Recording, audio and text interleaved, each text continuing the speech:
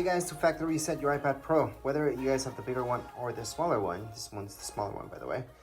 It's going to be the exact same instructions. This is the latest model, but even older models, same deal.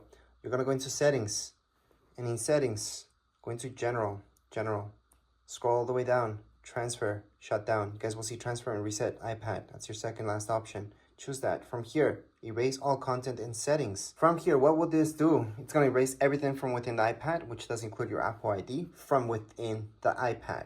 So we're going to go on into continue, erase iPad, put in your passcode if you have one, and there we go. So right now what it's doing, it's wiping everything out. So pictures, messages, any personal information is gone. It's going to be back to factory settings. That means when you first bought it, when you first set it up, that's what it's going to be. So you guys are returning this, that's what you have to do.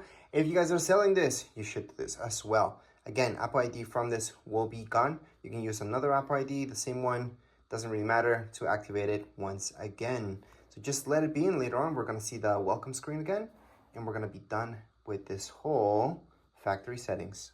So once it's done, you guys can go on and set it up again, or just power it off. If you're selling it, you could set it up without importing any personal information, any Apple IDs or anything like that. I do have a video for that.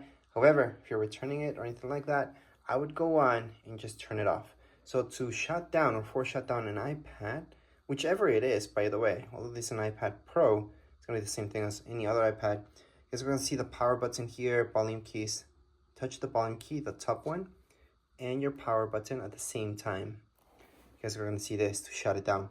So right now, if we slide, it's going to power off and it's fully shut down. So that's how you guys can fully shut down an iPad. And that would be it for this video. If you guys have any questions, comments, you guys can write down in the comments area. Don't forget to subscribe and like. Thank you.